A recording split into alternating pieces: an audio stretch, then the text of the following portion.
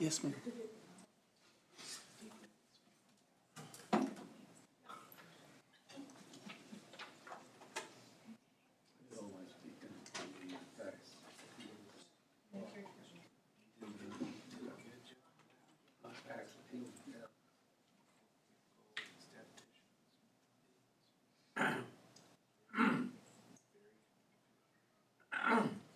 Statisticians are not idiots, they're pretty clever. They can prove anything. So, yeah.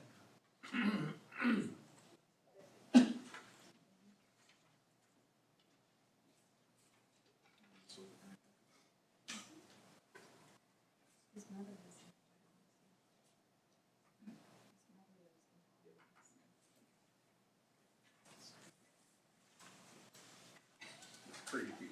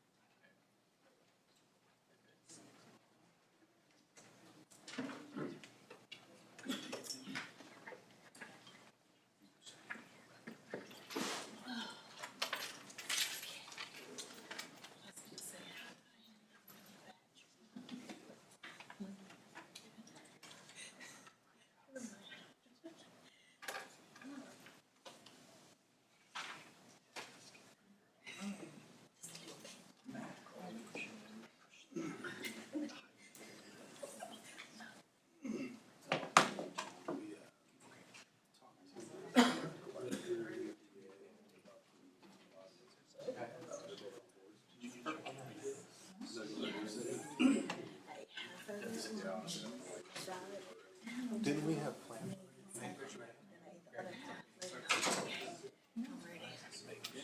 But well, now I feel sleepy, but it's like we have to lose. Tesla. It's good. Like the wheels. Yeah, thank you. So far, so good. Yeah. I saw gas prices were up, I didn't Yeah, care. you didn't exactly, didn't even blink.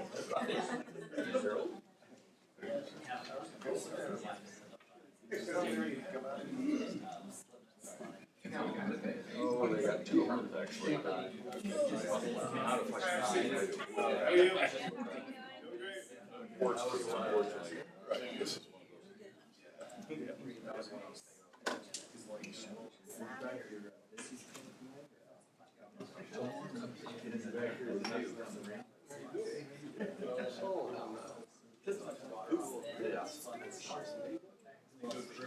Yeah, look, we were trimmers. Or? Yeah. Like all we do. How are you doing? Good. They'll certainly take over, obviously, something. Sure, yeah.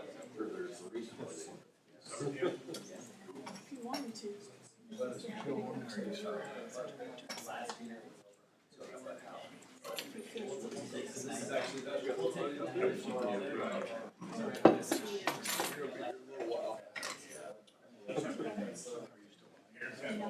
No.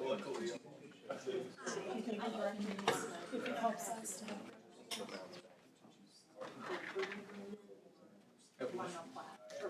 I've got four. You run it a lot.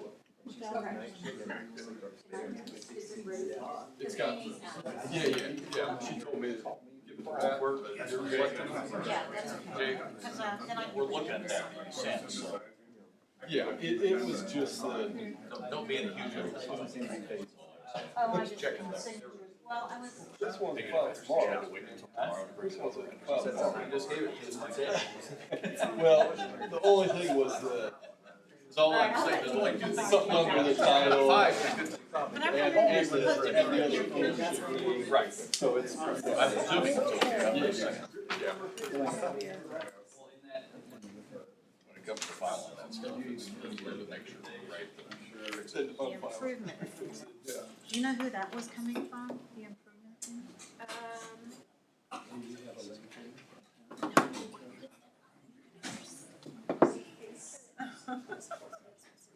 Crazy McGee, I think, he was right. Yeah, yeah. Okay. Said that Crazy McGee, I think he actually was trying to look at it at 5:30.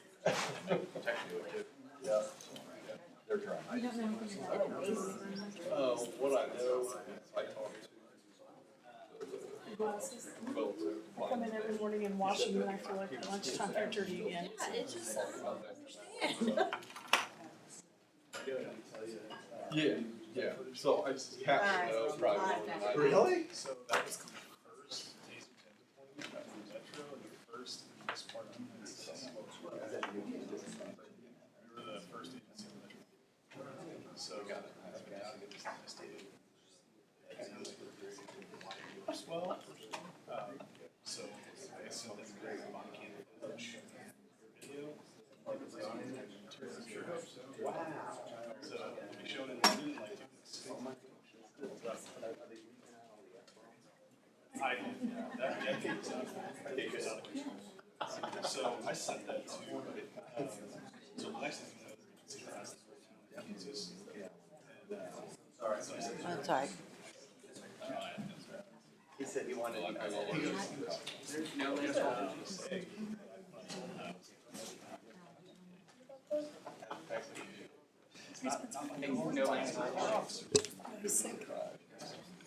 right, guys, we're going to go ahead and get started.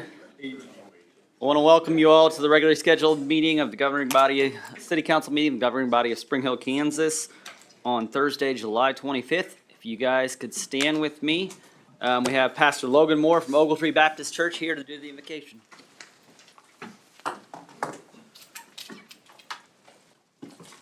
Let's pray.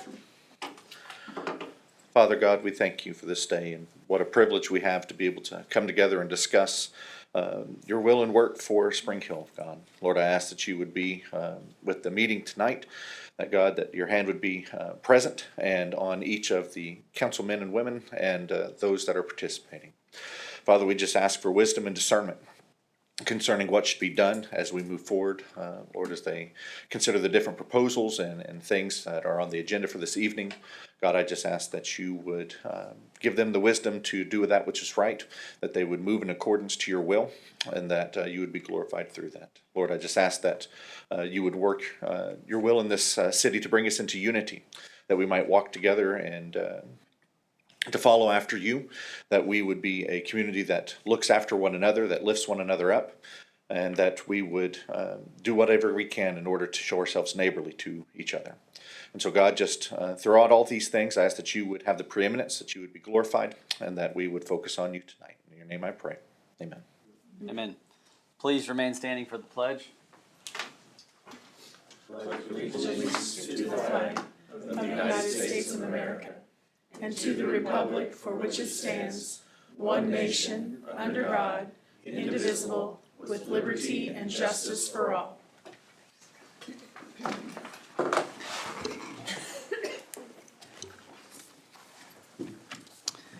Madam Clerk, if you could please take the roll. Mr. Young, Here. Mr. Peel, Here. Mr. Van Houten, Here. Mrs. Feback. Here.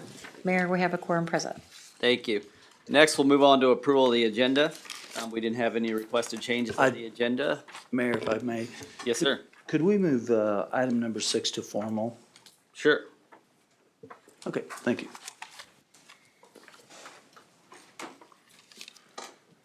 Write some notes here.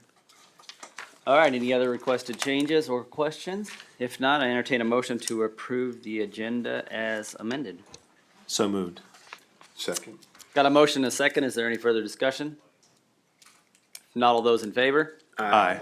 Opposed? Motion carries 4-0-0. Are you gonna put it at the beginning or the end? Let's go ahead and put it at number Like 20 21. A, 20B. Well, 21's a discussion item. 20A? Yeah. That work? Okay, 20A. All right.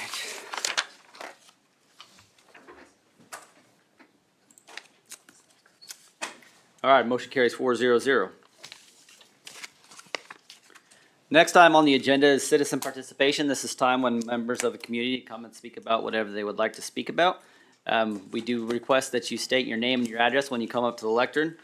We did have a few people sign up, but after those three go, if there's anyone else in the audience that would like to speak, that would be your time. First person we have on the list is Greg Ensero.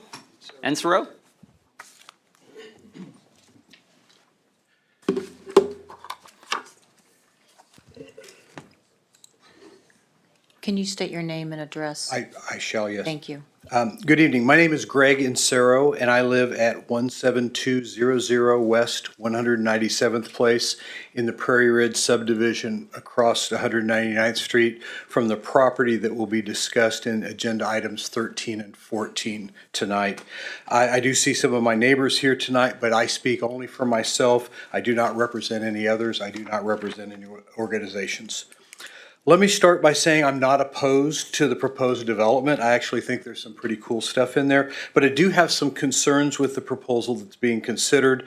It's important that a growing community like Spring Hill has housing in multiple price ranges that area residents can afford, but it's also important that a growing community like Spring Hill has a solid plan in place to manage that growth, the infrastructure needed to support the growth, and the safety of the community and its residents in mind. Let me start by addressing infrastructure. I believe that there's a lack of infrastructure in place and planned to support all of the planned, proposed, and approved growth in this area of Spring Hill. There are well over 1,300 new doors proposed just in the Garrett Ranch subdivision that's going in across Ridgeview from the high school. Fox Hollow, which is 207th and Ridgeview, just south of the high school. The Woodland Crossing, which is at the southeast corner of 199th and Woodland, and this proposed project. And this doesn't even include some of the other projects that I drove by today. Hidden Hills, that's down on 207th Street west of Fox Hollow. The Wiswell Farms, that's on the southeast corner of 191st and Webster, which I think you'll be talking about later. There's a subdivision I couldn't find a name for. There's a sign, but nothing's on it at 207th and Emerald. And then there's growth in the existing subdivisions, Boulder Springs on 199th, Brookwood Farms on 199th, and then the division I live in, Prairie Ridge. The only road construction that I'm aware that's being planned for this area is the 0.9 miles of 199th Street between the Ridgeview Traffic Circle and the Renner Road. They're planning, what I understand, and I don't have inside information on this, it's just what I can find on the internet and from meetings, but there's 2 lanes with curbs, shoulders, a center turn lane, but there's really no place to turn. And at Renner, it will then return back to the existing narrow, no shoulders, 199th Street. The project was supposed to be Johnson County CAR's #1 priority for funding in 2023. It didn't get funded. It doesn't appear that it'll be funded in 2024, so it's at least kicked down the road to 2025. I'm not aware of any ongoing planning for north and south roads, and I wonder if any of the traffic studies conducted in the area have included all of this new and planned growth and what impact it'll have on the existing infrastructure and roads. 199th Street, which is the main east-west thoroughfare leading from 169 Highway to 69 Highway and points beyond. It's a well-known shortcut to get to Belton and I-49 South. I know that because I used to drive it daily. Most people in this area would also use 169 to go north to get into Olathe, hook up with I-35, and to go north into Overland Park and beyond. Or they would go on US 69 to get to Overland Park, I-435, and then it links in with I-35 even farther north. Other north-south roads. Excuse me, sir. Yes. I'm sorry, I failed to mention this earlier. We do have a 5-minute time limit, and so that is the timer for, is that? 3 minutes. That's I- right. We can go ahead and do 5. We can go ahead and do I was 5. going to say, I don't think that's been Yeah, five. go ahead. Okay, so Ridgeview, the prime route to, one of the prime routes to Olathe, Renner would be a prime route to Olathe, but it's gravel from 199th to 2 miles to 183rd. Lackman is a prime route to Olathe. All of those are minimum shoulders, narrow roads. East-west roads, 207th, could be a route to 69, but it's gravel east of Renner. 191st, 183rd are all narrow and no shoulders. There are no known plans for any improvements, so all of this extra traffic, which could be 3,000 people, 3,000 cars, will end up funneling into Ridgeview, Lackman, and 199th Street. It's not uncommon to see delivery trucks on its side in the steep ditch along 199th Street. I'm concerned that if there is any adequate planning and partnering with Johnson County, with the neighboring communities on street infrastructure. I'll kind of skip over school in the interest of time, but I'm just wondering, with all these doors and mostly targeted at people with school-age kids, where will they go to school? How will we get them there? There's schools, a middle school and a elementary school within about a mile. The next one's across the way. Finally, safety. It's a personal one for me because our subdivision only has one in and out. That is 199th and Norton, and that's where one of the major entrances to this proposed development will be. What happens if there's a major accident at that intersection and somebody inside the subdivision has a health problem or a fire? How's the emergency equipment going to get in and out?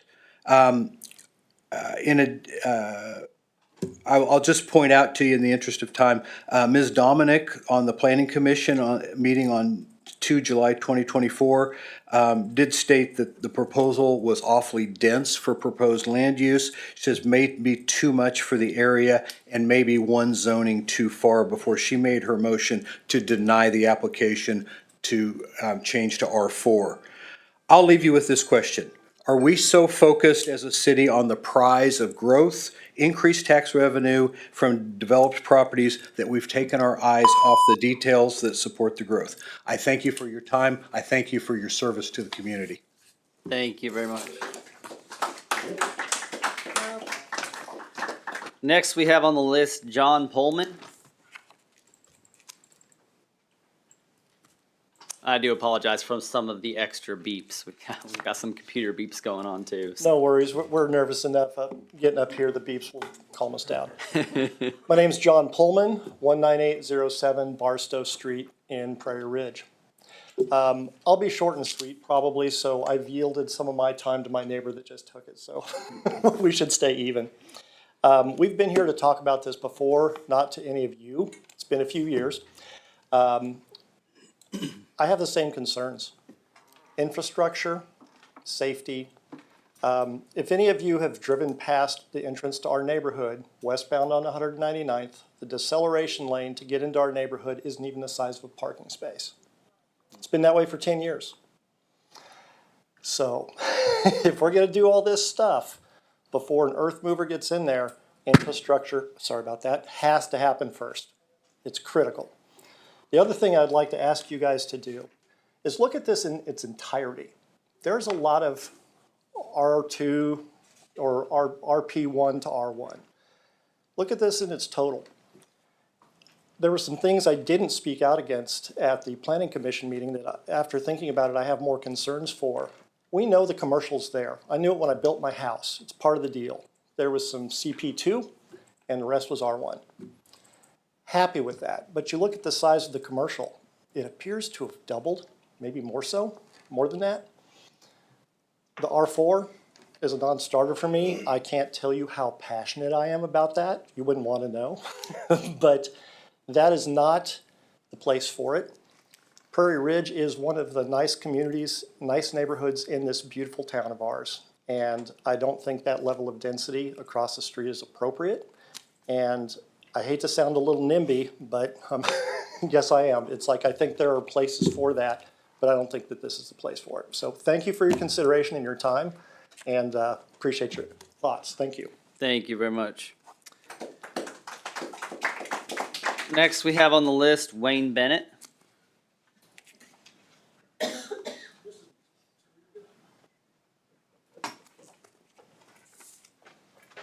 Good evening. My name is Wayne Bennett. I live in Prairie Ridge, 17119 West 197th Terrace. I don't represent anybody. I'm just here as a concerned citizen. And echoing my other neighbors, I've never addressed this body, but 3, maybe 4 years ago, we all came out to give our concerns about changing the zoning 3 or 4 years ago. And it was denied then. Nothing has changed. We still don't like it. And yet this new planning commission, after they lectured us the last meeting, they approved it. They didn't approve the apartments, but in my jaded mind, that'll happen later. We don't want it. We didn't want it then, and we don't want it now. And I'm here to implore you to not approve any of it. We don't need denser housing. I remember 3 or 4 years ago, somebody said, well, Spring Hill needs some affordable housing, for the teachers. Well, fast forward, you've got all those houses along 169 Highway, Roush Coleman. You've got those houses that are rentals right there on Wood Ridge, and you've got a lot of new developments going on. We're not NIMBYs, right? We know there's going to be progress. We just want thoughtful progress. I like what Pastor Moore said, let's have some discussion that lifts us all up. So let's not just lift up the developer. Let's lift up the community. We've been here about 6 years, and I could be wrong, but I haven't seen any significant improvements in terms of sidewalks or parks or any area set aside. And, I would ask that you just hold them accountable. We're in a very difficult period right now. There's a lot of division. There's a lot of hate. And my granddaughter asked me, how can we change that? How can we make a difference? And all I could tell her is just one person at a time. It starts at the local level. You have to get involved. And you guys are way more involved than a lot of us here, and thank you for that. This is my level of participation, I'm here to try to speak up and to make a difference. And I would just ask that if you're going to approve it, all we have as an asset is our land, right? That's all we're giving away. Let's not give it away. Let's ask for some concessions, let's ask them to participate in widening the street. I rode my bike tonight after work, and I ride from the only entrance from Prairie Ridge to the roundabout. And I have to book it because I'm scared to death that I'm going to get taken out, and there's nowhere to bail out on. This morning when I left for work, I got over the hill that goes over the railroad track, and there was a cop that was chasing somebody. He lit up, he put his sirens on, I pulled over. But there's nowhere to pull over between Renner and I'm talking about between the high school and Renner. There's nowhere to pull over. If the cop was coming at me then, all I could do was stop in the middle of the road. That's it. It's a safety issue. And that exit lane that my neighbor was talking about, I've come from that way before. And you're doing, between 40 and 60, excuse me. And if there's somebody on your tail, which there often is, they don't have time to slow down, and you have to dump it in there. So I don't know how much time I have left, but let's not do what is politically expedient. Let's do what's municipally thoughtful. Let's get some infrastructure in there. We've got to have sidewalks. We've got to have exit lanes. I think it's imperative, and you can start right now by establishing some trust with the community. Have them put up some money in funds. Have them have a construction entrance that's not on 199th Street. Am I going over my time? Yes, sir. Okay. If you try to wrap it up a little bit. I'll wrap up right now. Awesome. Just asking you, let's not give away our land for nothing. Let's get something in return. Let's not have any apartments in there. Let's not have the density in there. Let's make Spring Hill something to be proud of. Thank you. Thank you very much. that was all we had on the list. Sign up. If there's anyone else in the audience that would like to step up, now would be your time.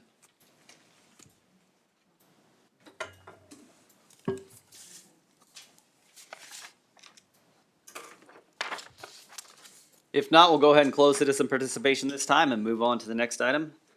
Next item is consent agenda. Those are items that the staff considers to be routine maintenance, but if there are any questions or comments, now's the time. If not, I entertain a motion. I move we approve the consent agenda as amended. I second. Got a motion and a second. Is there any further discussion? Not all those in favor? Aye. Opposed? Motion carries 4-0-0. Next, we'll move on to formal council action. The first item on the agenda is consider approval of ordinance number 2024-05, rezoning application Z24-1 from RR to RP1 with Phelps Engineering, Harold Phelps, and Renard Road between 199th Street and 207th Street. And Mr. Burton, you have the floor.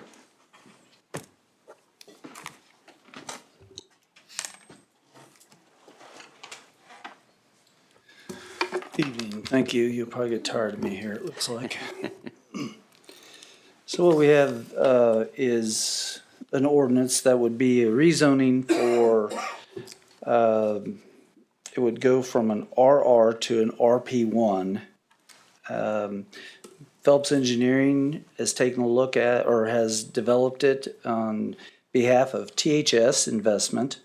It is sitting at Renner and 199th, or also just east of Ridgeview. This particular piece is 102 plus or minus acres. On the 2nd of July, the Planning Commission held a public hearing on it, and the vote was 5-1-0 to approve the application to send it on to the governing body for consideration. This is just a zoning. It's not the preliminary plat or anything. Being RP, we're not doing them together. That's correct. All right, any questions or comments? Well, it looks like on here we've got an exit onto 207th and then a couple over off of Renner. Is that correct? That is correct in what was shown. And that one on the north, is that the direct access point of Prairie Ridge also? Yes, that is correct. Is there any plan for how they'd handle that traffic? Is it just with the widening of the road that we put Right, turn lanes so- and things there? Right, so with the city has a plan up to improve 199th. And at that intersection, it was looked at for an additional roundabout or signalization. In studying the commercial of it, as well as, the city had asked for some commercial area over there as well, then it would most likely be signalization. Okay, but that wouldn't be part of the 199th improvement, that'd be later on, I assume? That's correct, As things because develop. the subdivision would have to participate in it. The new one, or would Prairie Ridge have to participate? It's yet to be seen. Yeah, And I say that if there's a whole area there that is placed in a benefit district where the school, Prairie Ridge, and as well as other participants along the way might have to participate. okay. And that's, you guys would have to vote on it, and Yeah. there would be public comment and all. And Prairie Ridge, if I remind you, only has one entrance in it. Yeah, What's the number of doors? I think I saw 319, is that correct? 319 Okay. on this particular one. on this one, yes, that's On correct. this- Yeah.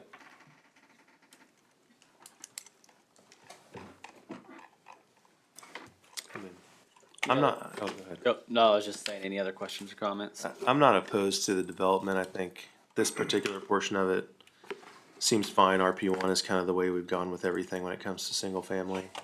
Just because we're able to kind of put some more, restrictions around what they do, what type of houses they put and all that kind of stuff, so I don't, this particular portion didn't seem, especially with the exit points at 207th and Renner, you're not shoving everything to the one area that Prairie Ridge is at now. That's correct. A main concern of mine.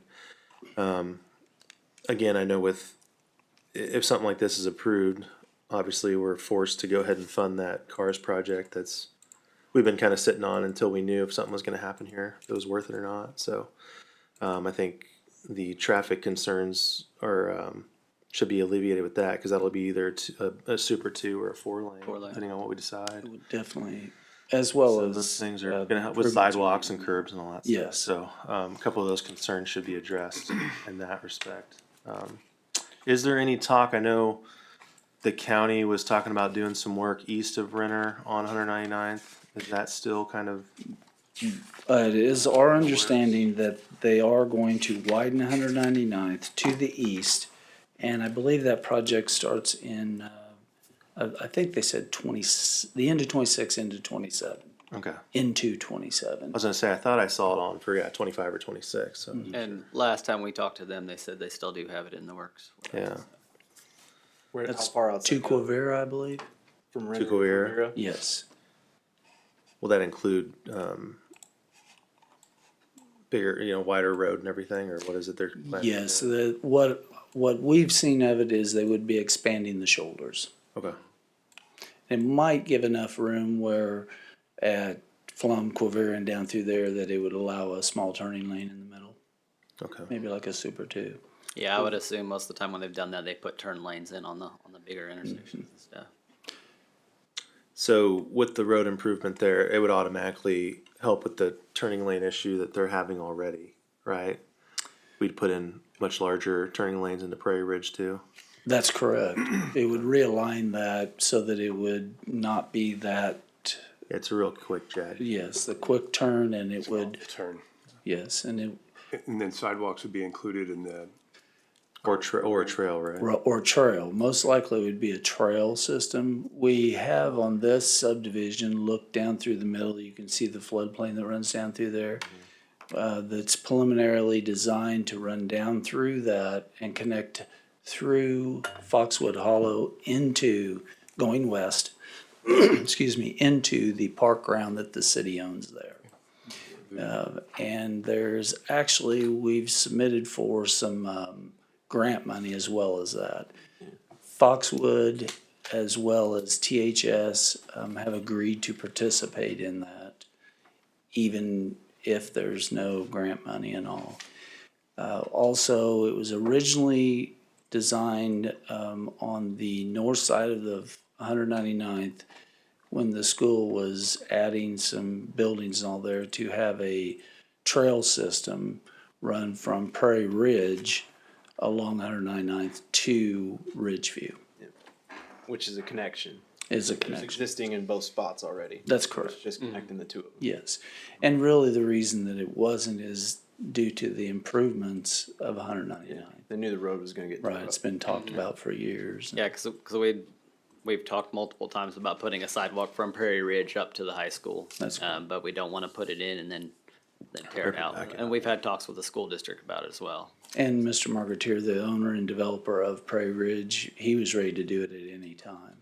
Is he still on board with helping? He is, yes. Yeah, I know those large trail style or, blacktop style 10-foot. seem to be more popular nowadays. It's, and really, it has to be 10 foot to meet the grant criteria. That's the Oh, okay. minimum. Yeah, it's also for ADA. Yeah. And I was just saying, they call it they basically call it multi-purpose. Yeah. So it's bicycling, walking, jogging. There's so many micro mobility, so electronic skateboard, scooters, all that kind of stuff. Which is As really well nice as because somebody can be riding a EMS. bike on one side while you're walking and not have to get And, off the trail. and also for EMS, Yeah. emergency services, to be able to get to people in a timely manner. If, once we figure out the funding for the 199th, when is that scheduled to start compared to when something like this would probably get started? It's my understanding that it would start the end of 25 and run into 26. For 199th or for this property? Maybe, let's say the end of 25 into, and go in. Conservative, yeah. we would push it Yes. that far. And then this is, I mean, we're just in the preliminary stages, so this is probably. This would be a year out, Yeah, this would probably be at least, yes. if not the same or later. Mr. Phelps talked about it at the planning commission meeting. Yeah. That it was probably long-term, the entire property is 15 to 20 year. Yeah, that's what I Oh. was thinking. Yes, it's a 500 plus acre. That's a It'll big. take a while for the absorption rate, Well, and if you look at as our. well as the commercial and what we had kind of planned in initial talks there as well, so. And if you look at our other big subdivisions, they have multiple phases that it's been, over multiple years, and some of the subdivisions that have been here for 10 years are still building a That's phase, correct. so, yeah. Yes. Prairie Ridge being one of them. Mm-hmm. And it's not a huge subdivision. Boulder Springs, same way. Brookwood Farms, same way. And if you look back, one of the things like Brookwood Farms, Boulder Springs, you look back and you say, oh, it was just 6 years ago. Well, they actually, both of those subdivisions had started under a different name. Yeah. And the name had changed a ways into it.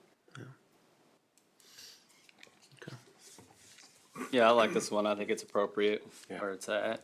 Yeah. I don't see any issues. See any with it. negatives, yeah. We use RP1 a lot Yeah. in a lot of neighborhoods.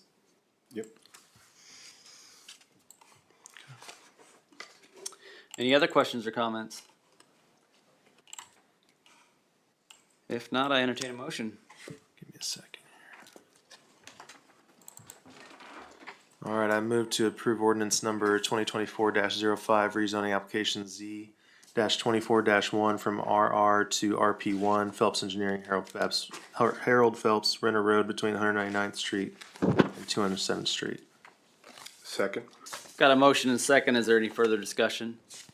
If not, Madam Clerk, could you please take the roll? Mr. Van Houten, Yes. Mrs. Feback, Yes. Mr. Peel, Yes. Mr. Young, Yes. Mayor Berkey. Yes. Ordinance 2024-05 passes 500. Next item on the agenda is consider approval of ordinance number 2024-06, rezoning application Z-24-2 from RR to R1 with Phelps Engineering, Harold Phelps, and Renner Road between 199th Street and 207th Street. And Mr. Burton, you still have the floor. Great, thank you. So this consists of 397 plus or minus acres. It is a straight R1 zoning. It's from RR, which is a rural residential, that's what it came into the city from the county. It's really a straightforward zoning, 75-foot wide lots. And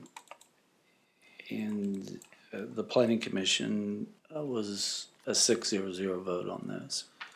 What's the reason for R1 rather than RP1 here?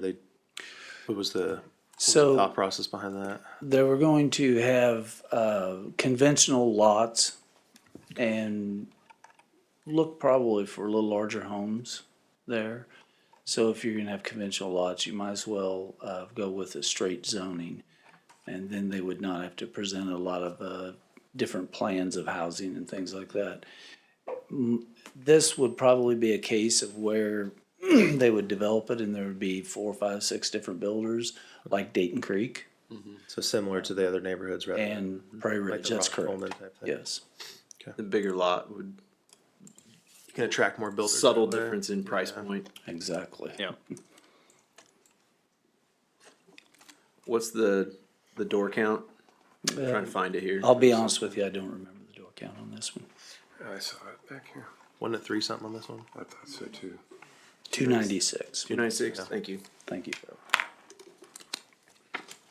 Again, this is another one that is a pretty straightforward zoning. It matches everything else around, so I'm not too concerned about this one. Any other questions, comments? Yeah. If not, I entertain a motion. Move to approve ordinance number 2024-06, rezoning application Z-24-2 from RR to R1 Renner Road between 199th and 207th Street. A second. Got a motion and a second. Is there any further discussion? If not, Madam Clerk, please take the roll. Mrs. Feback? Yes. Mr. Peel? Yes. Mr. Young? Yes. Mr. Van Houten? Yes. Mayor Berkey? Yes. Ordinance 2024-06 passes 500. Thank you very much. Next item on the agenda is consider approval of ordinance number 2024-07, rezoning application Z-24-3 from RR to R2. Also with Phelps Engineering here at Phelps and between Renner Road, between 199th and 207th Street. And Mr. Burton, you still have the floor. Yes, thank you. This is a 22 plus or minus acre piece there that is placed in there in standard planning practices in between your residential and your commercial, as well as the proposed R4.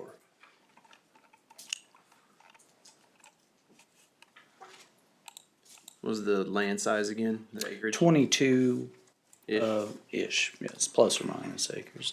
And the door count, 45 lots. At two with- per, right? At two, So it's that's 90 right. 90 total units? 90 doors. I don't love R2 just because there's a little bit less control on them. But I understand they're going to be bigger lots and a little bit nicer. That is cool. Those ones up on 175th in front of Chapel Hill, are those RP2 or R2? No? Those would be an RP up there. I'll say they're a little bit larger, so I wasn't sure. Yes, but what they would do is in this case, because it is separating the R1 off from the rest of it, is they're looking more to not classify them really as duplexes, more connected living. Like connected homes almost. Exactly. A better type style that you would see in the, there's quite a few of them there on Flum. And what would that be, 195th area? Boulder Springs has these in the, And Boulder Springs does have some of those as well. Are those R2 or RP2? I don't know what the zoning is, R2. but they are not duplexes. They're individual homes that are connected. Have a connecting wall. Have a connection. So trying to make it a little more value, that would be a separation, but yet not a stark contrast from a larger type home to it. Yeah. Some of the developers will call them, you see them farther north, they'll call them cottages. Or Yes. condos. Yeah, or condos. Sometimes they're maintenance free. I don't think this one is, or it's not a detail we need to know, but many times they come that way. Yeah.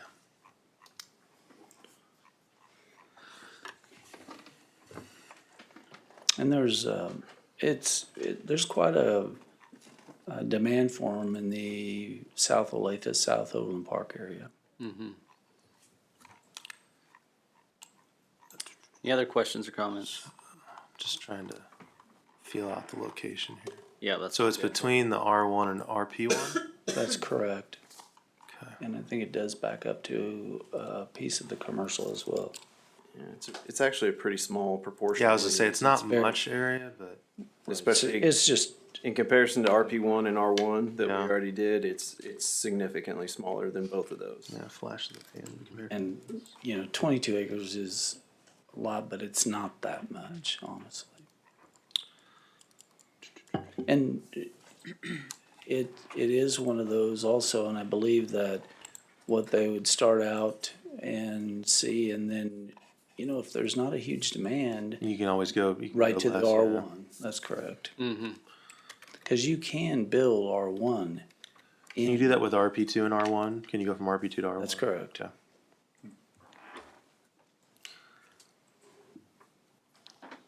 I mean, the relative size compared to the rest and being in between, it shouldn't really affect anything around them, I would say, And that's typical 101 planning. Yeah, I know the other ones we're doing are kind of, it's becoming more and more like this where they're mixed uses. Okay. Yeah, I think that's kind of what's happening just about everywhere. The mixed use seems to be what gives options for everyone. Yes, and our comp plan actually calls out that we try and do a mixed use in Yeah. there. Now, this is a very large development, don't get me wrong, but, Yeah. yep. Yeah, the way this whole setup is, it kind of reminds me of the, like pinstripes is and stuff. It has the commercial out front, then it has the apartments, and then there's larger housing. Right, and it just falls on back. So it's kind of a similar setup. Okay. Any other questions or comments? If not, I entertain a motion. I move to approve ordinance number 2024-07, rezoning application Z-24-3 from RR to R2, Renner Road between 199th and 207th Street. Second. Got a motion and a second. Is there any further discussion? And before I ask for a roll, Pat, what, Yes. Mr. Burton, what was the planning commission vote on that one? It was 6-0, I believe. I'll check real quick. This one was 510. This is This 5-1. one's I wanna, okay. Thank you. Trying to write notes on each one of those. Madam Clerk, could you please take the roll? Mr. Peel, Yes. Mr. Young, Yes. Mr. Van Houten, Yes. Mrs. Feback, Yes. Mayor Squire, Berkey. Yes. That's a blasphemy. Pardon me. What did you? Ordinance 2024-07 passes 500. Thank you very much. Next item on the agenda is consider approval of ordinance number 2024-08, rezoning application Z24-4 from RR, RP1, RP2, and CP2 to R4. And Yes. also with Harold Phelps Engineering, and between Renner Road, 199th and 207th. And Mr. Burton, you still have the floor. Thank you. And that is correct. There, from the existing plating as well as rezoning that is on the property right now, it does encompass that many different types of zoning on it. This is a straight R4 zoning, and I know that it had been just discussed of apartments. R4 zoning encompasses also like connected living or townhomes of 4 or more. There has not been a plan submitted per se for this. What it could turn out to be is it could, and I mean, it could be apartments, there's no doubt. It could be townhomes, or it also could be lesser because you also have fourplexes that can go in this. You can have many different styles. We're trying to leave it open due to, the true plain aspect is it's next to commercial, it's next to a major arterial that we know is going to be improved, and someday will definitely be a minimum of 4 lanes. It's happening, and these developers, most all of our developers are coming from the north, and that's the standard that's taking place in the north. And like I said, it is true standard 101 type development of it, especially next to commercial and things like that. So it is 43 acres of it, and it was a 6-0 vote by the Planning Commission to deny.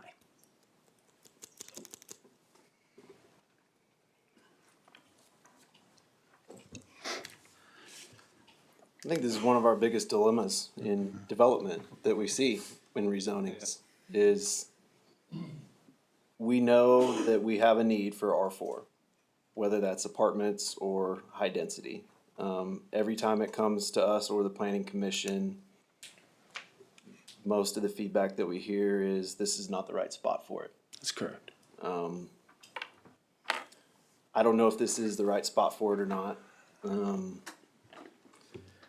Particularly, I know where it's placed in this development is the right spot for it in comparison to everything else that's here, because it needs to be as close to 199th as possible. So in that lens, it's in the right spot, but I don't know if this location is the best spot for it. if it was like, you know, a little further back and not directly on the road, I think that would tap down some of the visual aesthetic part of it. I think one of the things that a lot of the community members are struggling with is how it will look and have this big, large building or something potentially right there off the road. It'll probably blend in with commercial pretty seamlessly, or will look a lot like what a lot of the rest of the commercial that will probably end up being there will look like. So in that lens, it's not dreadful. The south part of that parcel or that portion is a lot of floodplain, so there's not a lot of developable area there, so it would have to push further towards 199th. But the bigger dilemma for me is we have to find where we can put R4. We absolutely have to. Because we need diversity in how much you can, in what you can live in and how much it costs. That's correct. And because of the density and because of what you can build in R4, that's where the cheapest places to live are gonna be at. Particularly for young people. Like, I know, you know, townies that are parents here now and their kids are young adults now and all they wanna do is live in their hometown and they can't, My daughter's one of them. Yeah, mine too. you know? So for me, that is one of the reasons why I think it's vital for us to try and find places for R4. Because it's just so hard for people that we want in our community to come live here. And so, that's kind of how I feel about it. I'm not a fan at all of overriding this. I don't think that's the right answer with this either. So that's where I'm at.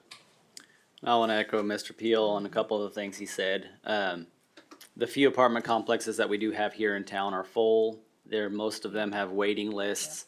Like I said, Several months long. yeah, waiting lists. yes, long waiting lists, and there's none available. And there's people waiting them. Like I say, my daughter, and I believe Mr. Young said his daughter's looking for one too. I mean, we have kids that live here. My daughter works here in town, but there's not an apartment that she can stay in. So that it's definitely a desperate need for our community. I know every time we get one brought to us, you know, everybody says, for lack of better terms, not in my backyard.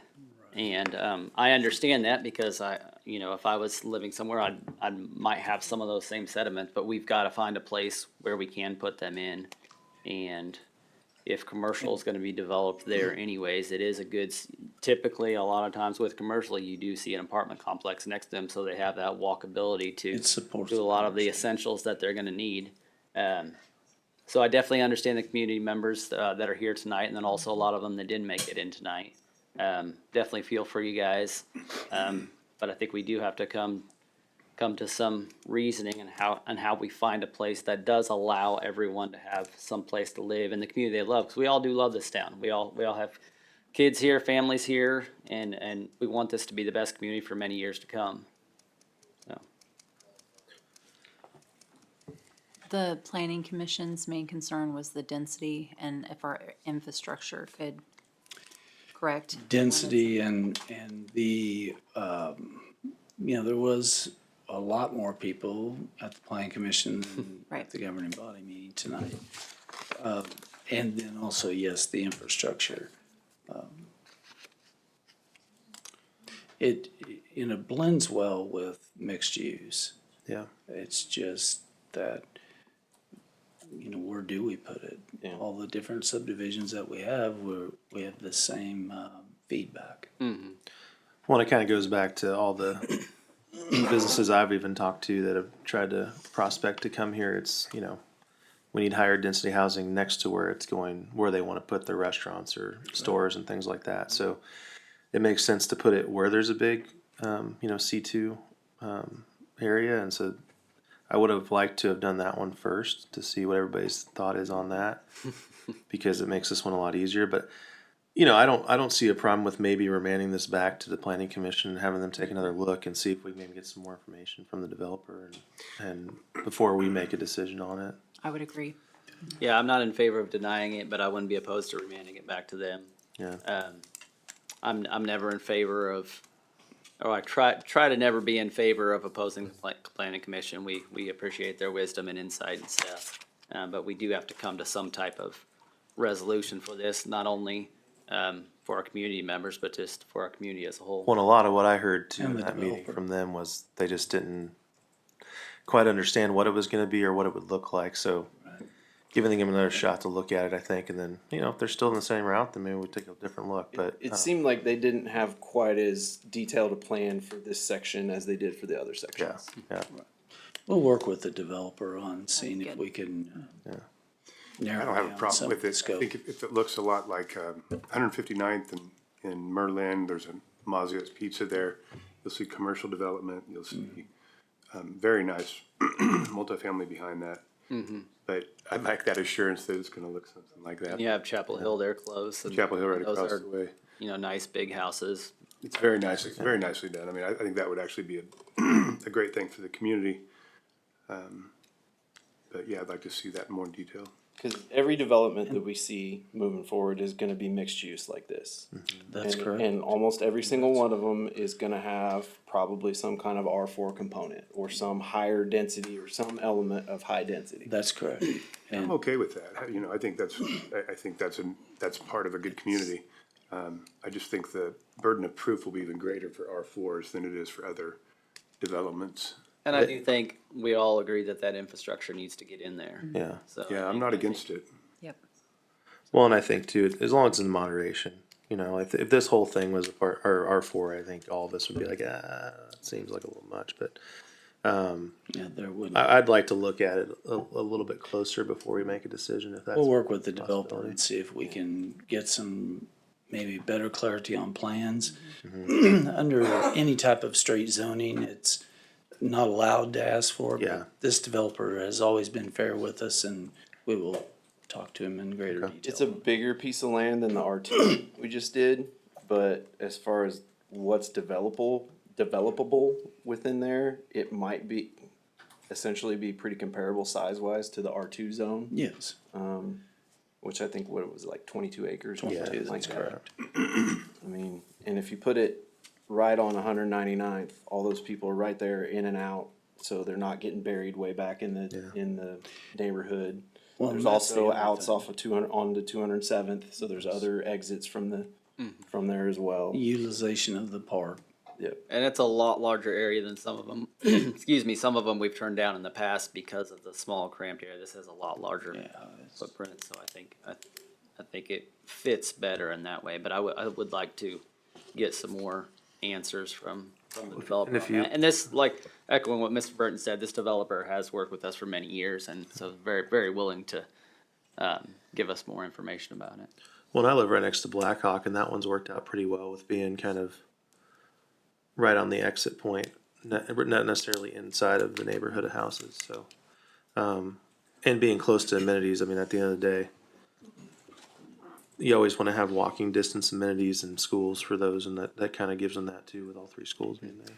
And it does help support and push along your commercial. Yeah, oh yeah, for sure. And That's- those apartments are directly accessible from the arterial. Like Yeah. they're set back a little bit, so you gotta take some other little side roads to get in there. So it's still even harder than this would probably be. And if you remember, if anybody remembers back when those went in, there was a lot of Yeah. that was Controversy. yeah, there was a lot of Say the controversy on least. that one, but it's I think everyone would agree it's been a roaring success. I mean, there's a waiting list at that place. They keep it very nice. It's very clean. Yeah. So I know several people that live in that apartment complex.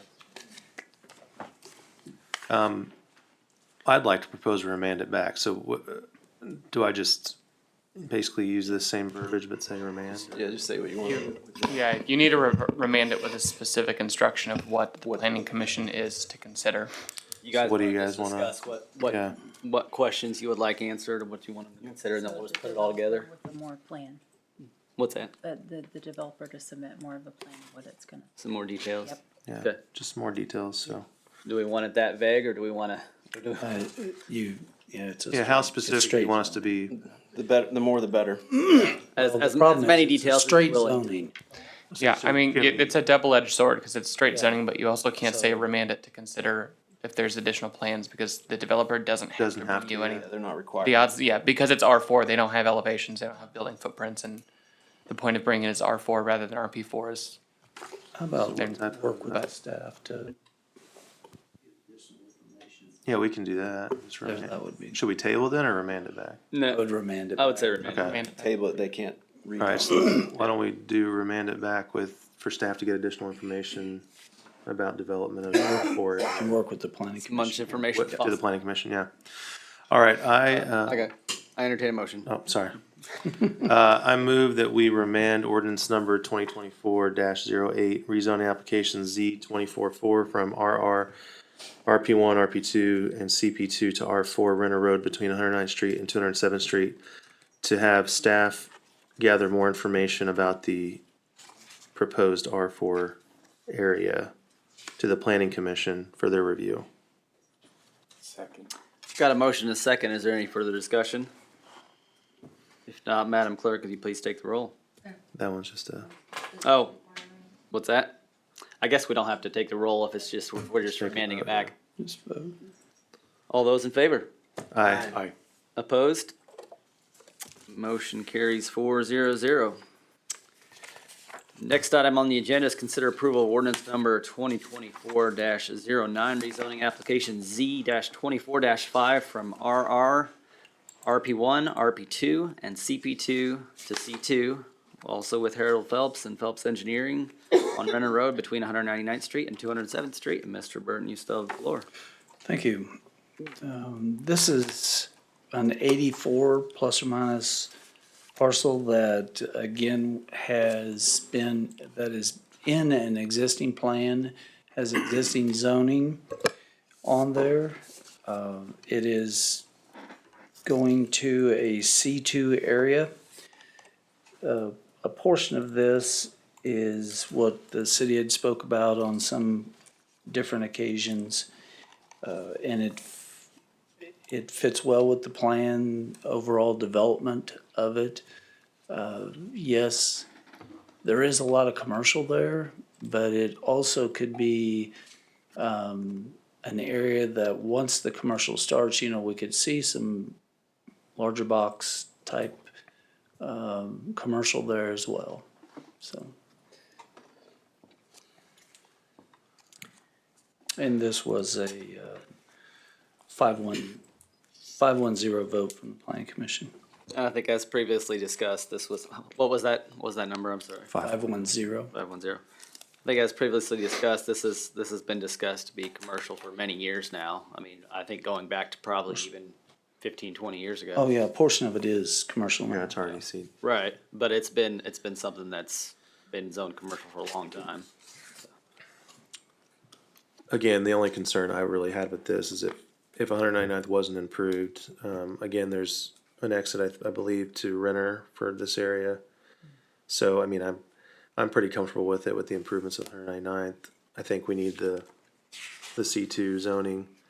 Any additional is gonna help, and I think that area is a little bit more popular with the vendors I've talked to, so. I think it's a good spot, close to the high school where kids get out and can, if there's restaurants or whatever over there, grocery store, that kind of stuff would be nice for people to access quickly, so. I just think I think it is a pretty good location for it. I would agree, especially with the improvement of 199. And I think there's no way you could have commercial in there without improvement. Oh, yeah, I mean, No. that would be a reason to turn it down if we weren't going to, but. One of the main things that we hear about is more commercial. More commercial options, particularly restaurants. Yeah. Not that it'll necessarily help the taxes, but it'll be definitely a big help there as far as just things to do or things to go to here locally. I know whenever we have sports games and stuff and people are from out of town, they're like, is there anywhere to go around here? No, we gotta send them up north. So it'd be nice to have some stuff close to the high school, I think. So this is, to me, that's why it's a good location.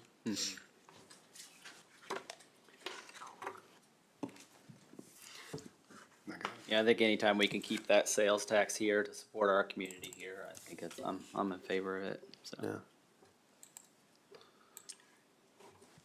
Any other questions or comments? If not, I entertain a motion. Move to approve. I got a quick one real Go quick. ahead. Sorry. Sure. Pat, is this for the both sections? So this is the one on the northeast corner and the And northwest corner? That's correct. Okay. Big L shape, Yep. upside down L shape. Good, no. Sorry. Yeah, go ahead. Move to approve ordinance number 2024-09, rezoning application Z-24-5 from RR, RP1, RP2, and CP2 to C2, Renner Road between 199th Street and 207th Street. Second. Got a motion and a second. Is there any further discussion? If not, Madam Clerk, can you please take the roll? Mr. Van Houten, Yes. Mrs. Feback, Yes. Mr. Peel, Yes. Mr. Young, Yes. Mayor Berkey. Yes. Ordinance 2024-09 passes 500. Thank you very much. Next item on the agenda is consider approval of ordinance number 2024-10, rezoning application Z-24-6 from R1 to R1 and C2 with Phelps Engineering, Harold Phelps, and it's 410 West North Street. Mr. Burton, you have the floor. Thank you. This is the old Bowery area. Excuse me, darn it. And Next to Nature Landscape LLC has purchased the property as the Bowery as well as this 11 acres of R1 zoning that runs from North Street to the north behind the Bowery, or Next to Nature now.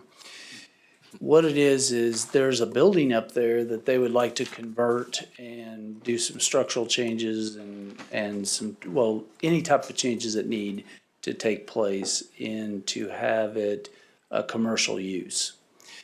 It's 4 acres straight to the east of the existing commercial area. It takes 4 acres off the 11, and the remainder of the 11 acres would stay R1 zoning. In the site plan and all, it's a good use for it. And they didn't want to necessarily split that off and connect it to the existing land through a plating process at this time.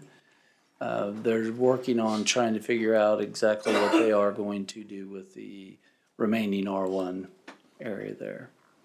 I was gonna say, is it staying R1 for housing reasons, or is it? It's R1. They just wanna keep it to what it is, they just wanna take one Yes. piece and make it. And really, to change the entire piece to C2, it's really not good planning principles yet. Yeah. Due to all the residents there. Okay. So, it was a good compromise to just take 4 acres of it. The top portion. Yes. And then also, there's a separation of floodplain through there, so it's So is it the north part of the floodplain that's? yes. Okay. It's north of the floodplain, and then the south part of the floodplain most likely will be developed for large lot residential. Yeah. Okay. It's pretty straightforward. I mean, that area is, it's just it was kind of an anomaly that they put like a barn style garage rather than. And natural screening and all with the floodplain there. Yeah. I don't have any questions. I don't either. Other questions or comments? It's a nice piece of property there, so It is. glad to see something being done. Yes, we are too. No other further questions or comments? I entertain a motion. Move to approve ordinance number 2024-10, rezoning application Z-24-6 from R1 to R1 and C2, 410 West North Street. Second. Got a motion and a second. Is there any further discussion? Not all those in favor? Oh, sorry, Madam Clerk, will you please take the roll? Almost did it. Mr. Van Houten, Yes. Mrs. Feback, Yes. Mr. Peel, Yes. Mr. Young, Yes. Mayor Berkey. Yes. Ordinance 2024-10 passes 500. Thank you very much. Thank you, Mr. Burton. Thank you. Next item on the agenda is consider task order with Lamper-Nearson for supplemental design and construction services for the 2024 street maintenance project in the amount of $10,500. And Mr. Spear, you have the floor. Thank you, Mayor. Good evening, Mayor and Council. As you'll recall from a couple of meetings ago, the 2024 street maintenance program, the bid prices that we got were were very favorable, lower than we expected, and that allowed us to add some additional streets and some additional work to that contract and get more done with this year's program. With that additional work came some additional engineering effort, both in terms of the design and layout, identifying the additional work on those added streets, and some construction services, construction observation cost as well. So what you have before you is a supplemental task order with Lamper-Nearson in the amount of $10,500 that covers the additional work done for those additional streets that were added on this year's program. I'm happy to answer any questions you might have. So this is work that's already completed? This is work that has just been completed recently, and they were focused on getting that work done and able to bid it out to keep the project going rather than focusing on preparing this additional bill for us. And we're just rounding it up, or? The 10,500 was the amount. Down here it's 10,474.20. My mistake. Yeah. Yeah. That's just the fee estimate, so we're just rounding it for the actual bill? Yeah. Okay. It was nice. It's always nice to hear when the bid comes in lower than on the other stuff, when the project's coming lower than bid. So that was nice to have that extra money, because anytime we can do some extra road repairs, it's always nice. So, yeah. Good problem to have. Any questions? Pretty straightforward on that, but if there are any questions or comments, if not, I entertain a motion. Move to approve task order with Lamper-Nearson for supplemental design and construction services for 2024 street maintenance project in the amount of $10,500. Second. Got a motion to second. Is there any further discussion? If not, all those in favor? Aye. Opposed? Motion carries 4-0-0. Next item on the agenda is consider waiving the requirements of the purchasing policy and approval of task order for elevation, design, and construction phase services for Lamper-Nearson for the Northeast Interceptor sewers in the amount of $820,000. And Mr. Spear, you have the floor. Thank you, Mayor. So sticking with the Lamper-Nearson design efforts, but increasing the dollar amount significantly. This item is related to looking at and designing some sewer trunk main extensions into the northeast part of the city to accommodate future growth. The reason for recommending the waiving of the competitive bidding or purchasing requirements is because Lamper-Nearson has already done a great deal of preliminary work on this. This has happened somewhat incrementally over time as potential developments have been presented to the city, and we've been looking at the feasibility at any given proposed development. What can our sewer system accommodate? What can it not? What additions would need to be made or enhancements would need to be made to the sewer system? How would we get those get lines extended to that area? So all of that preliminary work, has happened incrementally and through our general services agreement with Lamper-Nearson. They've been doing that work. Now we're at a point where we're ready to move forward with formal design, and as often happens, it went from a slow incremental process to now we have some proposed developments and we need to move quickly. So again, because of their familiarity with the project and the needs, to bring any other firm in, they would have to back up and spend time and money doing work that has already been done with Lamper-Nearson, working with staff previously. So that's the reason for recommending waiving the competitive bidding requirements and awarding to Lamper-Nearson.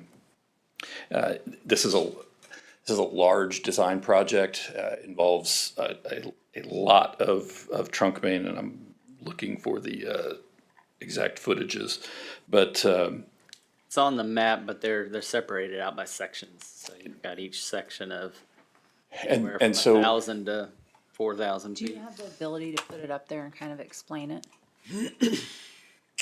I'm not trying to put you on the spot. I just wonder if you have the ability. It's all right. We'll see if Ashley can Okay. pull that up for us.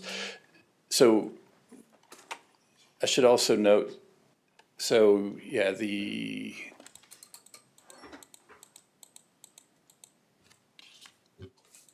Thank you for doing that. I'm sorry, I didn't mean.